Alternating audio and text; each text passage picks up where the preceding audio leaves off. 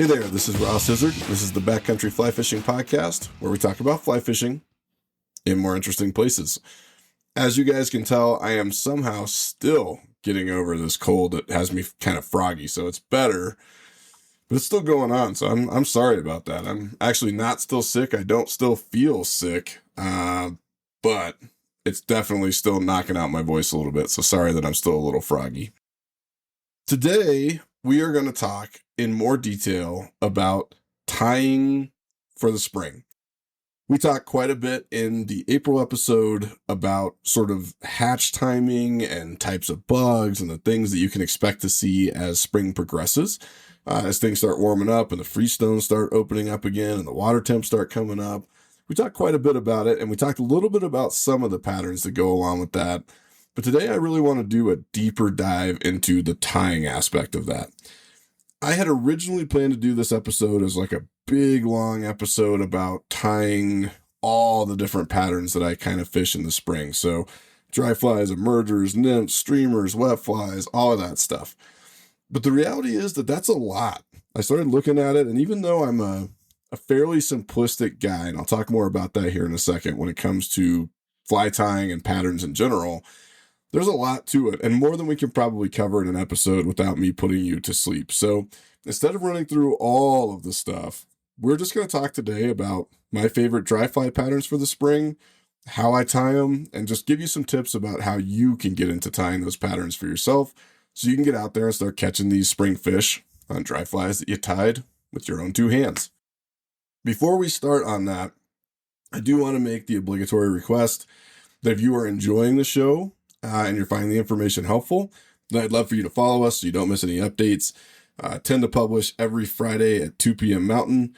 Sometimes it changes because I do have a day job and life gets in the way, but almost all the time, I'd say 98% of the time, 2 p.m. on Fridays. And no matter what, there is an episode every week while we're in season here. So make sure that you follow. And then if you're enjoying the show, please do leave a 5-star review on whichever platform you happen to be listening on. I love to see the reviews. Just the straight up ratings are great, but also if you want to take the time to write a couple sentences about what you like or what you don't like, that's cool. And the feedback really helps. So thank you to everybody who's done that. If you're so inclined, I'd love for you to do it. If you have a few minutes and if you're having a good time with me and with the Backcountry Fly Fishing Podcast.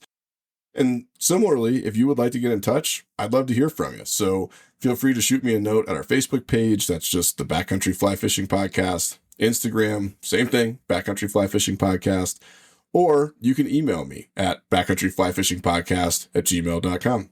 As you can tell, I like to keep things simple with naming stuff as well as with my fly pattern. So please feel free to reach out. Keep that stuff coming. I love it. Appreciate you guys. And now I can leave that alone and we can talk about tying through the spring. Before we get into the patterns themselves, the dry patterns themselves, and by the way, I'll mention we will do a later episode about some of the other types of flies and patterns and when they might be used later on. So this is not the be all and end all. We will do another episode to make sure that we cover all the stuff for you.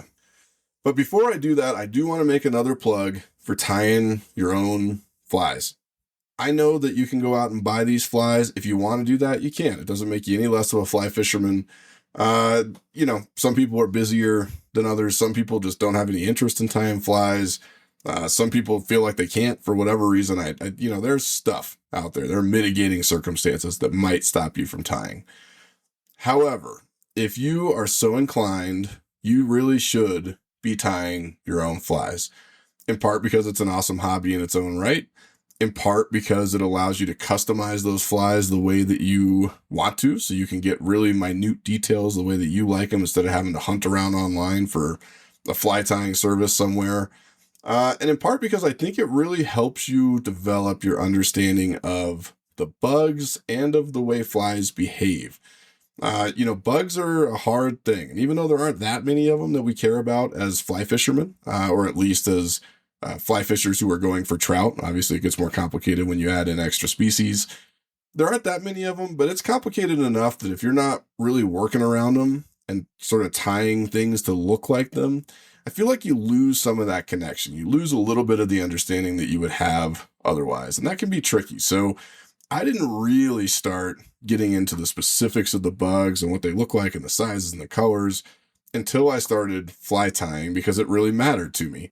I mean, that's not to say I never thought about it. Of course, I thought about it when I bought flies, but I just think it's a different level. When you're creating the thing or creating imitations of the thing, it's just a different level of understanding, and it really will advance your knowledge both of the insects and aquatic insect life in general, and your knowledge of fly fishing, because you get a better sense of how insects behave, how you want your flies to behave, how different materials look and feel and work in the water.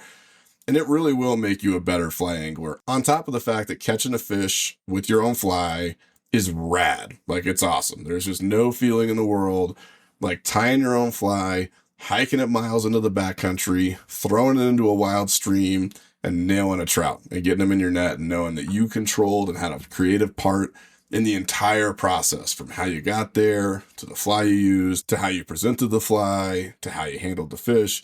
It's yours completely. And that sense of ownership is a really, really deep thing, and something that I think will help keep you connected to the sport in a really big way. So if you're not tying already, go get a cheap vise, get a fly tying kit, pull up some YouTube videos, and start learning how to do it. If you're vehemently opposed to tying, okay, that's fine. You may not find this episode as helpful to you, although it might help you pick out which flies you want to buy at the shop. But really, this is for folks who want to tie their own, and it's some lessons from me. I am not a master fly tyer by any stretch of the imagination. Certainly, I'm not going to be writing any books or doing YouTube tutorials on how I do this. But I'm an okay fly tyer. I tie reasonably okay flies. Most of them are pretty ugly, and they catch a lot of fish. So, I'm cool with it, and it works fine. So for today, we're really just going to focus on dry flies. Like I said, there's more to it than this. We're not going to get into the specifics of those. We're going to really just focus on the dry flies, and then we'll have a later episode where we talk about some of the other patterns that I really rely heavily on in the spring. So with all that said, let's go ahead and jump into it. I'm not going to run through my whole box. Today, we're just going to talk about some of my favorite patterns for the spring. And I'll give you a spoiler alert, which is that I don't really tie super fancy patterns. Okay, so I'm a simple guy. You can probably tell from listening to me. I think it's fun to tie flies. I do occasionally pick up a really complicated fly that I just want to tie because it looks cool. But I'm perfectly aware of the fact that the vast majority of patterns out there are tied, especially the flashy, complicated, difficult patterns. They're really more for you as the angler or the fly tyer. They're for your enjoyment. It's cool to take pictures and post them online. They're fun to tie. It's fun to challenge yourself. They're not really for the fish, right? Trout can be selective, but they're pretty simple creatures. I mean, they're fish, right? So in a lot of cases, I am not a big subscriber to the belief that you have to have the exact, most precise imitation of exactly the species and subspecies of mayfly that you happen to be fishing. There are instances where that happens. We've all had times, including me, where I'm on the water and I just cannot get the right pattern. But it's so rare that in general, I don't spend a lot of time trying to carry 30 fly boxes with me to cover every possible permutation of these bugs. I find that a lot of the patterns that I use the most and that I have the most productivity on, especially in backcountry streams, are the old standbys, right? I might put a little bit of a flourish on them just so they're a little different, or so it's maybe slightly off of what a fish would normally see. But honestly, guys, if you're backcountry fly fishing, you're probably fishing for trout who are just not that pressured. And while they might be a little bit selective, I mean, I don't think you could throw a Q-tip in the water and they'd eat it. Although in some places they might, if we're being honest. But they're not going to be that selective. And so you don't have to agonize over exactly the right type of mayfly dry or exactly the right type of caddis emerger. There are a few standby patterns that are going to work for you all the way through the spring. Not to brag, but I mean, I routinely have days that are 30, 40, 50 fish days, sometimes more than that, just fishing these classic standby patterns. So they work, right? If you're going to be in my box, it's because you work. There's nothing in my box that I don't fish. There's nothing in there that doesn't catch fish. That's my prerequisite because I only carry the 3 boxes. You guys all know that by now. But I have a nymph box, I have a dry box, and I have a streamer box, and that's it. That's all I carry. I'm not going to carry everything else. I don't want to have a special backpack for all my flies. Those are the only things that I carry. It doesn't matter if I'm hiking into a blue line or a canyon or a high alpine lake, or if I'm just fishing down the road at my local creek. Those are the fly boxes that are in my chest pack. It's what I carry all the time because it works. So be fancy if you want, tie whatever you want. I mean, if you want to be that guy, that's cool. No hate. Fly tying is a hobby unto itself, whether you fish or not. So if that's what you're into, knock yourself out.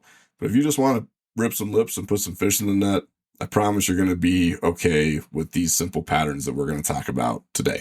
But let's start with the best type of fly. And this is the type of fly that makes me the happiest to fish. It's the type of fly that I look forward to fishing for all of those cold months when I'm, sort of throwing indicator nymphing rigs around and being a little bit depressed about the fact that that's all I can do, those colder water temperatures. And that is the dry fly. I love fishing dry flies. Okay, I've said before, I'm not necessarily a dry or die guy. I'm not like, I have to nymph, I'm just not going to go fish. It's not like that for me. I will do what I need to do. But if I can throw a dry fly, I'm going to throw a dry fly. There is just nothing like the finesse of those casts, the finesse of the drift, watching a fish come up and eat the thing, the delicacy of the flies. I love fishing them. I really, really, really do. It's my favorite type of fly fishing by a wide margin. But, and this is an important but, I don't always love tying them, to be honest with you. I find that dry flies, because of the hackle and the parachute posts and the dubbing and everything else that goes into them, and just sort of the fact that they need to float right. I mean, they don't have to be perfect, but I prefer they not float upside down, right? Or flip over so the tail's sticking up in the air. They're just a little bit more difficult and time consuming to tie. And that's not a problem if you stay ahead of it during the winter. And I really would encourage you to sit down at your vise during those colder months when you're not going out probably as often, to just get ahead of this and start refilling your box. But if you let yourself get behind on dries, it's going to take you quite a while. There might be people out there that disagree with me, but I think tying a dry fly probably takes me 1.5 to sometimes 2 times as long as it might take me to tie a basic nymph. And the result is that if you get behind on that, especially if you're fishing these a lot, you're casting in tight creeks and among vegetation and tree branches and other stuff, you're going to lose quite a few of these things. And if you get behind, it can start getting kind of stressful to keep up with keeping that box full. And for that reason, I have really gotten intentional about focusing on simple patterns. This is true not just for dry flies. I do it with all the patterns that I tie. But I like to tie flies that are pretty quick. There are some exceptions, and we'll talk about those. But for the most part, I really want to be able to tie a fly in a couple minutes or less most of the time. Unless I'm tying a big, sexy pike streamer or some kind of incredibly fancy fly, which probably isn't necessary most of the time, I really want to be able to rock through these things, right? And part of the reason for that is that I have a rule. And my rule is that I have a fly box that has 336 slots in it. Every row is 12 slots. I will not tie replacement flies for any one of those rows until I have lost at least 5 of the flies. And the reason for that is, number one, you can drive yourself insane trying to keep your box full at all times. Like you lose one fly and you got to tie one fly, and then you lose this, and it's very inefficient. It can get pretty deep, and it can get pretty OCD, and it can kind of mess you up mentally if you have to have the box all the time as full as it can be. Okay, you do what you need to do, but I don't let myself get into that level of neurotic behavior. I can't do it. I could do it. Don't get me wrong. I'm perfectly capable of doing it, and that's what I'm afraid of. So I stay away from it for that reason, but also because I find that whenever you're going to tie, consistency matters, both in terms of the quality of the flies and in terms of the behavior of the flies, and then also in terms of your efficiency, right?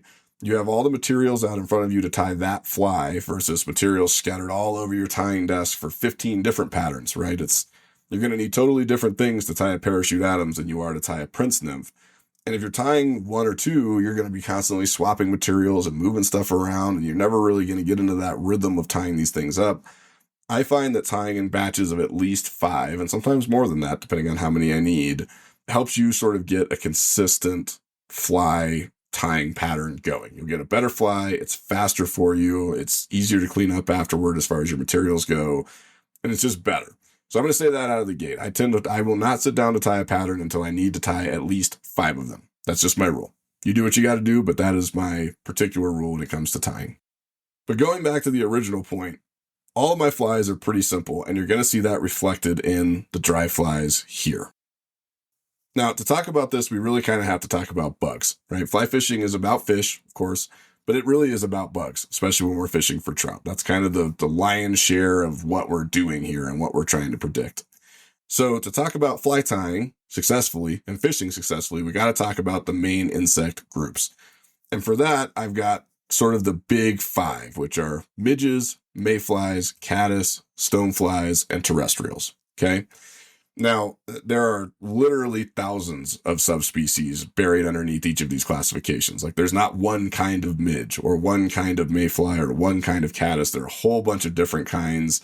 You don't necessarily need to worry about that most of the time.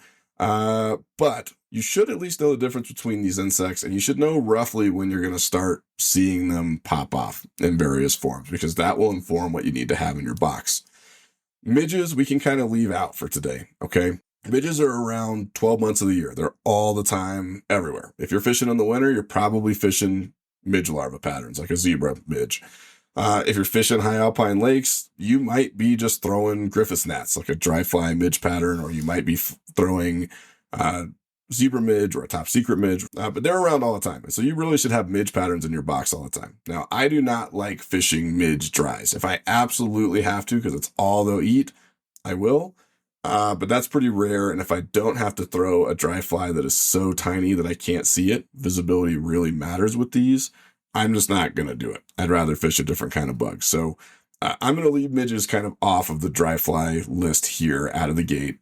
Griffith's gnat is my go-to. There are various ways to tie it that make it more or less visible, but I tend to stay away from them, even though I have them in my box, as often as possible. Because by the time we get into March, and especially the back half of March, the mayflies start coming back.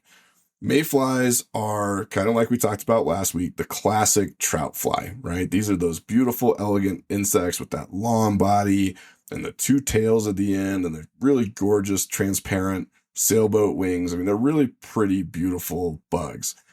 They're not really around in the wintertime. They're down at the bottom of the riverbed in the larval form. They're always down there, so your nymphs will work fine. But as far as dry flies and emergers go, mayflies just aren't really a thing, and especially out west until later on in the spring. And once you get going, you're going to have a few hatches that kind of pop off. So first out of the gate, you're going to have your blue wing olives. These are real small. They're not quite the smallest mayfly, but they're real small mayflies. And then you go into March browns, which are just a little bit bigger, slightly different color mayflies. And then you sort of progress through the season where all of the different crazy species of mayflies start popping off. You know, you've got your pale morning duns that come out later in the spring. You've got all these others that are out there, and it's just, there's a lot to it. And if you really want to, you can tie a pattern for each of those individual things. So you can tie a specific blue wing olive pattern. You can tie a specific pale morning dun or PMD pattern.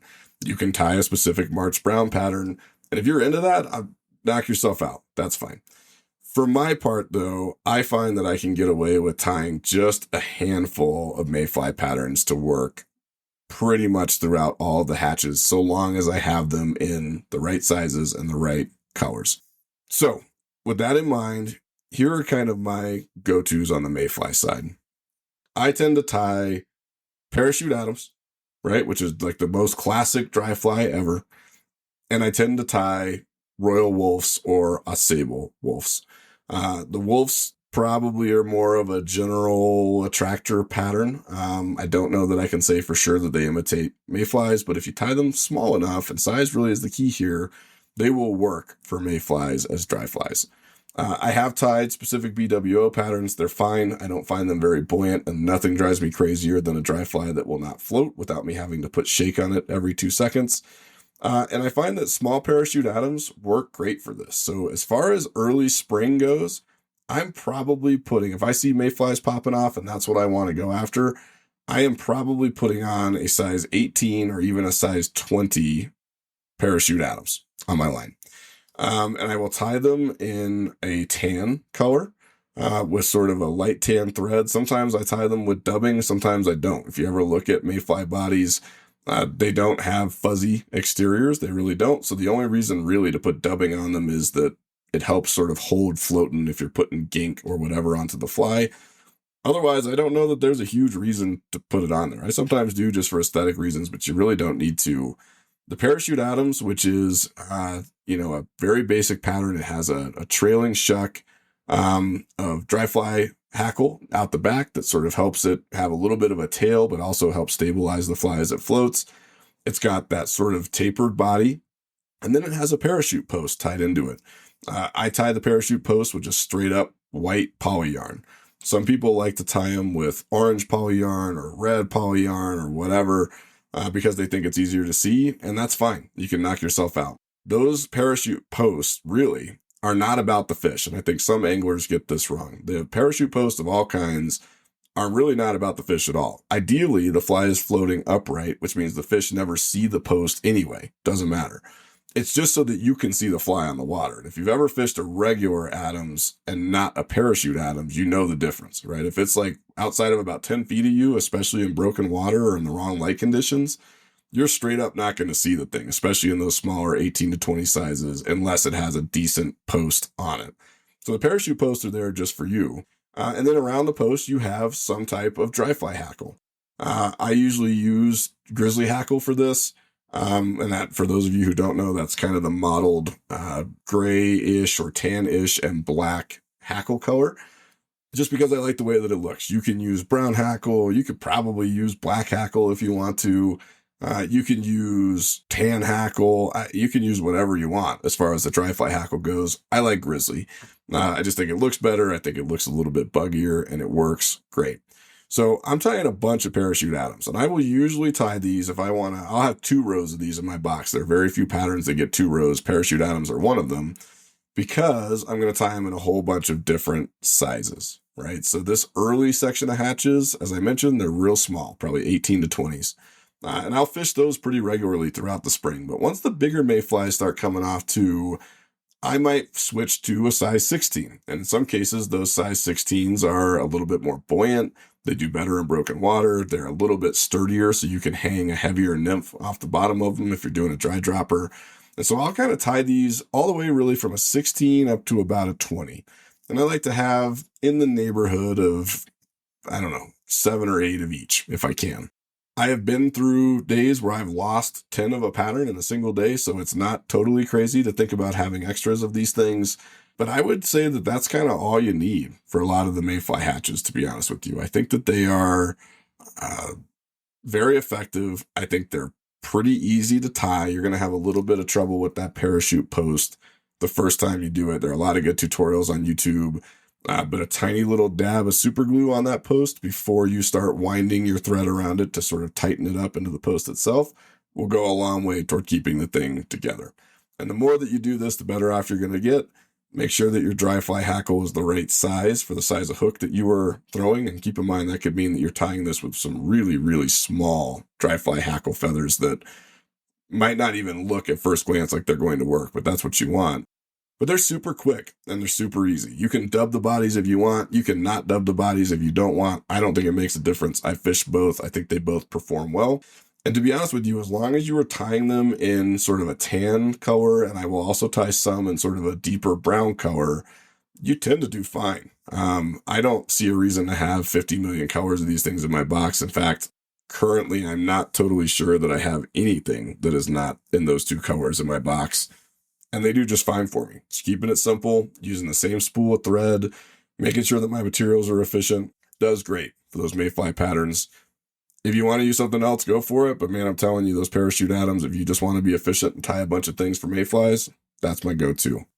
Later on in the spring, so once we start getting into, I would say maybe the end of March in some cases if it's been exceptionally warm. I actually saw a couple of caddis flies when I was out yesterday fishing in a canyon. The water was mid 40s-ish and the air temps were around 80.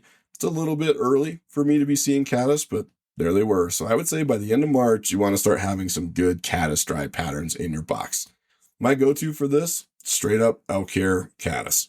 They are the simplest fly in the world. I mean, like anybody could tie them, which is why they're so ubiquitous. It is literally a hook with some thread on the shank, a palmered hackle feather all the way down the body, and then a tuft of elk hair tied to the top just behind the eye. That's the entire fly. And the beauty of these flies is, number one, they're incredibly simple to tie. Number two, they don't really use a whole lot of material. And number three, they float like tanks. I love elk hair caddis because they just are so damn buoyant that you can use them all the time to hang dry droppers. You can hang beadhead nymphs off these things. You can throw them in fairly broken water reliably. They are just really, really good dry flies. And they do an excellent job of imitating, of course, caddis, which is what they're meant to do. But they also do a pretty good job in smaller sizes. So again, 18 to 20 of imitating mayfly hatches. So I was out in one of my favorite canyons a couple of weeks ago and started getting a BWO hatch. The water in that particular canyon is very broken and very choppy, which means that your regular fly patterns, including the parachute atoms, they kind of have a little bit of trouble, and you spend a lot of time hitting that dry fly shake bottle that you should always have in your pack. Don't forget your shake, make for a bad day. But it worked just fine for the BWOs. I was throwing a very light colored tan caddis with, I think it was a number 20 for this particular day. It was tied with a tan or a grizzly piece of dry hackle, and it did great. I mean, I probably caught 25 fish on the thing while the BWOs were popping off. So these are good definitely as caddis patterns, but they're also pretty damn good just as general dry fly patterns. I mean, if there are dry flies on the water, if this is happening, there are insects emerging and hatching, that elk hair caddis probably going to do okay for you. And a couple tying tips for this one that I think are worth keeping in mind. Number one, you need to trim the dry fly hackle on the top of the fly so that the elk hair sits correctly when you make that ramp for that kind of classic elk hair wing. If you don't do that, because you're palmering the dry fly hackle sort of horizontally down the shank, it can kind of mess up the angle of the wing and it makes the fly perform oddly. So once you palmer that dry fly hackle down the shank, take your scissors, just cut a little, you can cut a ramp or you can just cut straight down like a haircut across the top of the shank itself, trim all of that hackle out of there, and then you can lay down your tuft of elk hair on top of that. It'll make it lie either flatter or more ramped or more vertical, depending on how you trim the hackle. But in any case, it will make your fly come together better. You also want to be sure that you are tying your elk hair bundle back from the eye enough that the tips, the butt ends, do not cover the eye itself. This is a classic mistake. I still make it myself because, if I'm being honest, I'm not the world's best fly tyer. But you need to tie that further back from the hook eye than you think you do. Like to the point that it almost looks a little bit too far back. It's probably not too far back because by the time the thread bites into those butt ends and really attaches to the hook shank, you want to make sure it's far enough back that you're not blocking the eye. Because if you block the eye, you can't get your tippet through it. And if you can't get your tippet through it, well, then you're probably going to have a bad time. There's nothing worse than sitting on the river and not being able to actually get the tippet through the eye of your fly. A little bit of super glue on the hook shank and on the hackle before you put that tuft down is going to help you a lot. Otherwise, I find that once you put some tension on that elk hair bundle, it can start to rotate around the shank, and then it gets kind of annoying because you have errant fibers or it's at a weird angle and it just doesn't quite work. Little tiny dab of super glue on top, put it down, tie it on, and just hold it for 10 seconds. It'll keep it in place nice and sturdy and will lead to a better fly. And then the last tip I'm going to give you on the elk hair caddis is make sure you're using elk hair, not deer hair. They look super similar. Some people try to use them interchangeably. It's an easy mistake to make. But deer hair is not as buoyant as elk hair is, right? So the reason that these things float so well is in part because elk hair is hollow and it floats really, really well. Deer hair isn't the same. It's denser. It doesn't function the same way. This is why you find a lot of deer hair used on sinking patterns like streamers, but you don't find a lot of it used on dry fly patterns that need to float. Make sure that you are using actual elk hair and not deer hair. Don't cut corners on this one because it will affect the performance of the fly. So there you go. There's your elk hair caddis. You should be able to tie these things up like a minute each by the time you get good at them, maybe 2 at the outside. I mean, they are incredibly efficient. They work all the time. Great dry fly. If I had to pick only one dry fly to fish for the rest of my life, it would be an elk hair caddis. Now, in addition to the mayflies and the caddis, I should mention just sort of your general attractors. Okay. And these are particularly really buoyant flies that can kind of look like a whole bunch of different things. I think they're probably mayfly imitations in most sizes. Maybe the really big ones could be stonefly imitations. But these are your wolf patterns, right? And they're spelled wolf, W-U-L-F-F, not wolf like the animal, in case you want to go look them up. And they work wonderfully. So there's the royal wolf, which is probably my all-time favorite dry right behind the elk hair caddis. It is a longer fly. It has sort of that same dry fly hackle tail to it. It has a peacock curl, usually, along the shaft for the body, so it has that kind of iridescent green to it. It has a red thread barrel right in the middle of the body that gives it a little bit of je ne sais quoi for the fish. I don't think anybody can explain why fish love it, but they really do. I've actually tried tying these without the red barrel in the middle of the body, and they don't fish as well. So blood or gills or whatever it might be, it really gets the fish going. You want to keep that. And then they have really heavily hackled front ends. So these are usually, you've got horizontally palmered hackle down to a series of wings. You can either have 2 parachute posts to look like mayfly wings, or it might just be a single parachute post. It depends on how you want to tie it for visibility. But they are hackled and palmered at the front of the fly pretty heavily, right behind the eye. These are amazing flies, especially for blue lines, for creek fishing, for anything in the backcountry. If there's just bug stuff going on everywhere, if you don't know where to start, or if you just kind of are like, I just need to get out there and start fishing, a wolf pattern is going to do great in almost all scenarios. I tie these in a whole bunch of different sizes and 2 different patterns. So the sizes range from a 14, which is really pretty big for a lot of these streams. So some of these bugs get pretty big, all the way up to a 20. I will tie a few of the 20s. Once again, these get 2 rows, 1 for each of the 2 patterns. The first one is the Royal Wolf, which I just talked about. And the second one is a lesser known pattern from the Ausable River out east. And it is the Ausable Wolf. Very similar pattern. Same basic concept as a wolf pattern.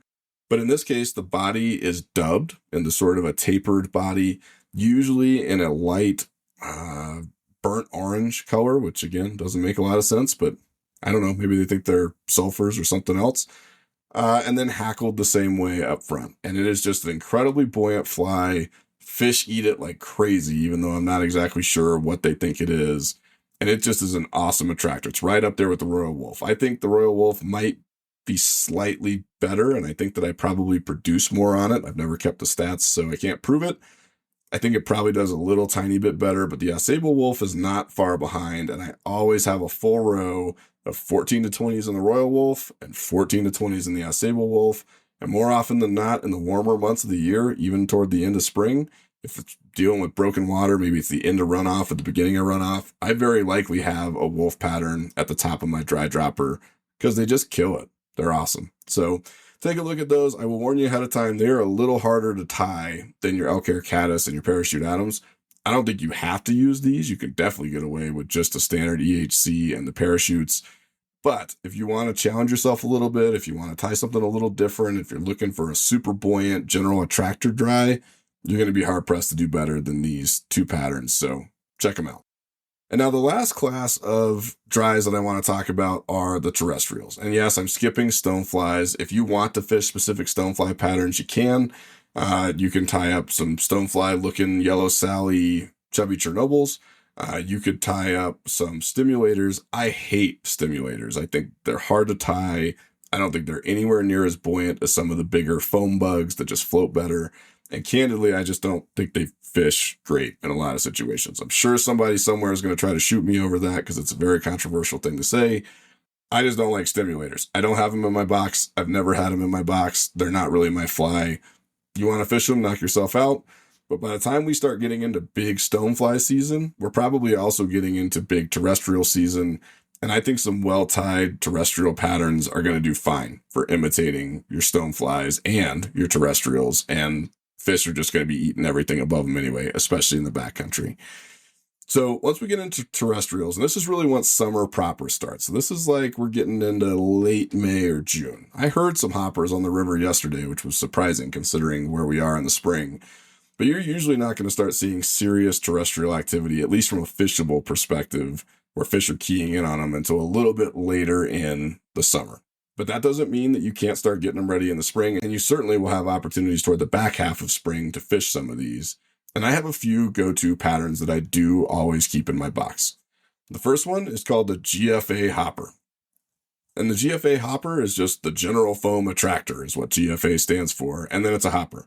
It is the world's simplest hopper pattern. It is literally some dubbing or peacock curl down the shank of a hook, one piece of maybe 2 millimeter, maybe 3 millimeter fly tying foam shaped just a little bit.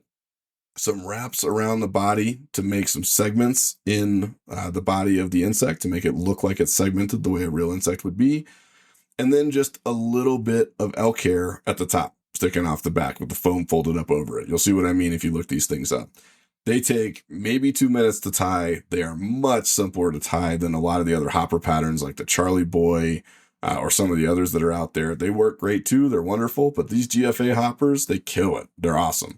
And I will tie these from all the way down to like a size 10-ish. I might go down to an 8, up to about a size 16 on a pretty regular basis.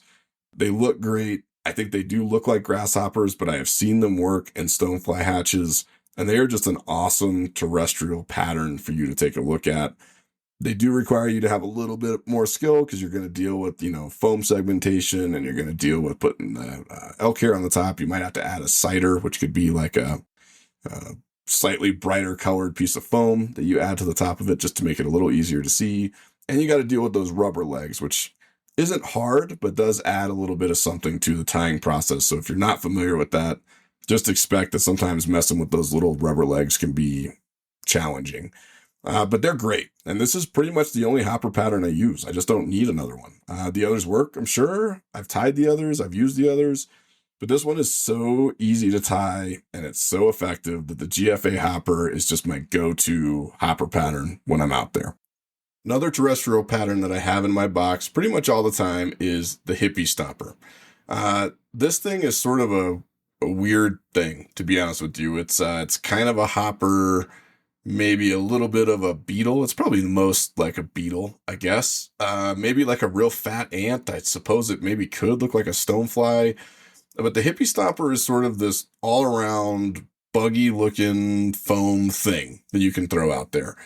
I fish them less often than I fish the GFA hopper. I actually fished them less than the last terrestrial fly that we'll talk about here in a second, which is the chubby Chernobyl. But they do pretty well for me, and they are in my box in smaller numbers. So I will usually have a row of 12 of these. I may not get through all of them over the course of the summer because they're not my go-to. But they fish pretty well, and I think that they can do a good job of filling in that sort of in-between slot between your beetles and your ants and your grasshoppers and your stoneflies, and just looking like a buggy thing on the surface that is juicy and calorie-rich that the fish are going to want to come up and get. Now, if you haven't seen a hippie stomper before, they're kind of a weird thing. So usually you've got a hook, and I tie these down to around a 10, I would say. Probably 10 to 16 is about as far as I go on these. I don't go much smaller than that, and I don't go much bigger than that. They have 2 pieces of foam. So there's a thin piece of 2 millimeter fly foam on the bottom that's usually kind of brightly colored. So maybe it's a purple or an orange or something, completely unnatural, but that's okay because fly fishing is a lie and the fish will eat it anyway. That is laid over a hook that is usually dubbed with some kind of crystal dubbing. So ice dubbing or flash dubbing or something with just a little bit of sparkle in it to kind of get the fish's attention when they're looking up at it from down below. And then there's a thicker piece of foam folded up over the top of that thin piece of foam toward the head. Usually that's a black, it could be whatever. I mean, yeah, you can make whatever rainbow color you want of these things. I've tried just about all of them. I think the more natural colored ones with a little bit of flash in them fish a little bit better, in my opinion. I can't prove it. I don't have the stats, but that's what I think. But you can tie them however you want. You want to do hot pink and orange, you can do that. You want to do, orange and purple, you can do that. If you want to do your favorite football team's colors, you can do that. Doesn't matter.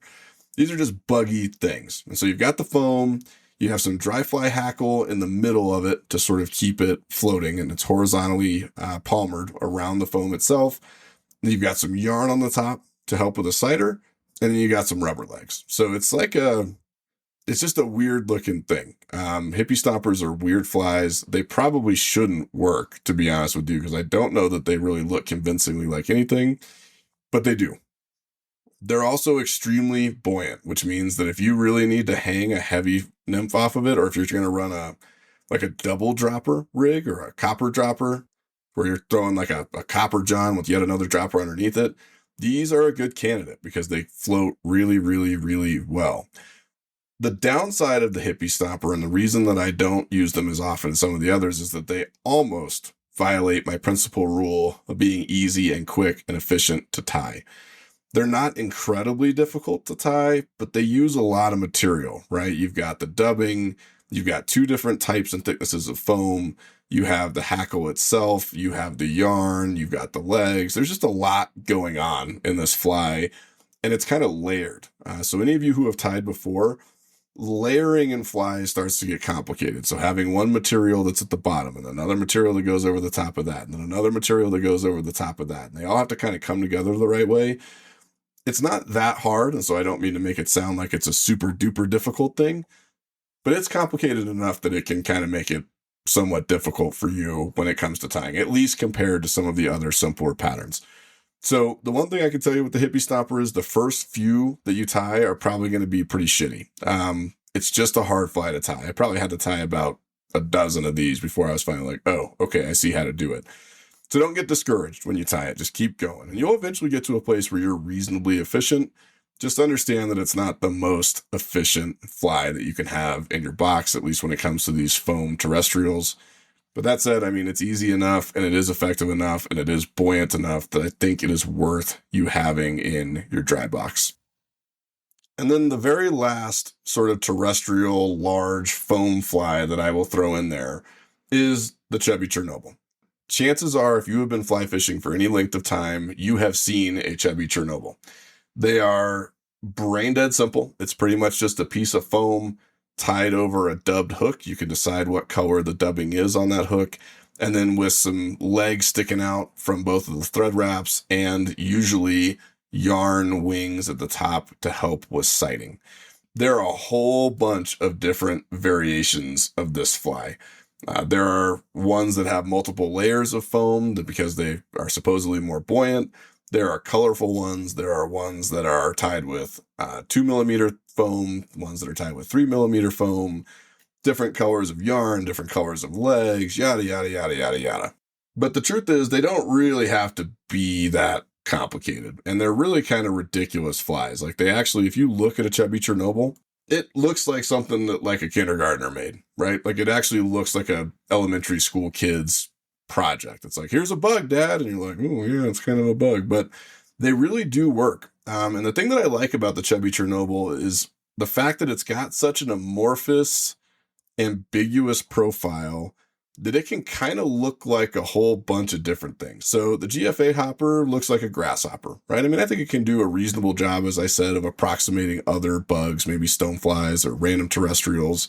The hippie stomper can kind of cover a whole bunch of ground, but both of them are still, they kind of have a slot. Like the hopper looks like a hopper. The hippie stomper most looks like a beetle. And the chubby Chernobyl looks like absolutely nothing. I mean, it's this weird, crazy, nebulous thing. And that's kind of the strength of it, right? So I think a fish looking up at it might think that it's a big old adult stonefly. They're very clumsy flyers. They fall in the water all the time. And once they're there, they're kind of stuck. It can look like a stonefly. It can look like a grasshopper. I think it could look like just about any larger insect sitting on the surface of the water. And that makes it a really decent attractor pattern to have on your line a lot of the time, especially in the warmer months of the spring and the summer. On top of that, it's super visible. So especially if you tie it with some really nice, thick yarn up top, poly yarn, I usually just use white. I find it the most unoffensive and the most visible. But you can tie it with hot orange yarn or red yarn or whatever works best for your eyes and whatever your preference is. Ditto for the legs. You can pick that however you want. But it's very visible fly, which makes it great for folks who have trouble seeing the smaller dries. It can be very easy to sight, and it floats like a tank. I mean, almost all foam dry flies float really, really well. That's part of the appeal of them. But chubby Chernobyls in particular float really, really, really well because they've got that one piece of really wide foam, almost like a boat, holding it up top, which means that, again, you could dangle a heavy nymph off of it with like a tungsten bead that you want to get down in the mid column. You could dangle a couple of nymphs off of it if you really wanted to. They're very versatile flies that very rarely sink and that you can sight easily, especially in broken water. I don't have a ton of tips for these because, to be honest with you, they're really super duper simple to tie. But I will give you one, and that is that I like to tie just a couple of strands of crystal flash into the back of the fly as sort of a tail. I'll probably take, I don't know, half a dozen strands of these. And if you haven't seen crystal flash, it's sort of the thinner, curly, plasticky material that is, well, as the name would imply, sort of flashy. It has a little bit of sparkle to it. And it usually is used to tie into streamers and some other stuff. But I find that tying a little bit of that into the chubby Chernobyl really gets the fish going. I tie it into the tail underneath the foam. So it's kind of tied in the same way that you would tie in like a hackle tail on a Parachute Adams or another fly pattern. But I think it helps. I don't know why it helps. I can't say for sure that it helps, but I really do think that it helps. I think it kind of breaks up the profile a little bit more to make it look a little less hoppery, because hoppers don't really have that stuff trailing behind them. It adds a little bit of sexy flash to the fly, especially if you tend to tie in more natural colors. My preference in almost all patterns is to tie in fairly natural colors. I fairly rarely tie in like crazy hot colored stuff or pastel colored stuff. But I think, you tie like a tan chubby Chernobyl, you throw in a little bit of crystal flash behind it, or you tie a black one and you throw in a little bit of black crystal flash behind it. I think it really does make a big difference. And so I would say, just if you have that stuff laying around, add a little bit of flash to the back. I think it might help you. And then beyond that, you don't have to tie both yarn wings. So this is like one of those classic pieces of a fly that is there because it's there, and nobody can really tell you why. The yarn does not add additional flotation. In fact, wet yarn kind of doesn't float very well in general, which you will know if you've ever used a Dorsey indicator or a yarn indicator of any kind. And it's one of those things that's there, but the fish don't really see it, right? Especially a chubby Chernobyl that lays pretty flat on the surface of the water and that's pretty wide. The fish are not going to see that thing. And that means that you don't have to tie both of those things in there. And in fact, it can be kind of hard, depending on how you tie these things, to tie both wings in. So this is kind of an example of one of the things that I have devolved over time. There are a lot of flies that are tied with stuff in them that I just don't think is necessary. They might look good to the fly tire. It might be how it's tied traditionally, but I don't think it matters to the fish. I think it slows down the process, and I just think it's wasted material and wasted effort. So even with pretty well-known patterns, I mean, if I don't need to have it in there, I'm probably just not going to put it in there. And that's true with the second wing for the chubby Chernobyl. You can tie whatever you want on it. It can be a yarn wing, it can be a foam patch that kind of helps you see it, whatever you want, but you don't need to go too crazy. And if it's hard for you to tie in both of those wings, you don't have to tie in both the wings. So there's your tip. And I think that's about all I've got on the dry fly front. We could talk about emergers, which are kind of sort of pseudo dry flies, but we'll do that in a separate episode here. And so for today, that should give you some stuff to look at. If you want to go tie big fancy patterns, go do it. You want to do totally separate, different patterns than what I've mentioned here, go do it. If you're like, that Ross guy doesn't know how to fish, and I'm going to make up my own fly patterns, that's rad too. I think it's amazing. That's the creative part of fly fishing, is what makes it an art. And that's the part I love the most. So I'm all about you doing your thing. But this is how I start tying for my dry box for the spring. I hope it helps you. I hope it gives you a place to start. And I hope if you do decide to go down this route, that it catches you a whole bunch of fish. So thanks for coming, guys. Thanks for tuning in. And we will see you real soon. Till next time, this is Ross. Maybe I'll see you out there. Unless that fancy dry fly pattern of yours doesn't float.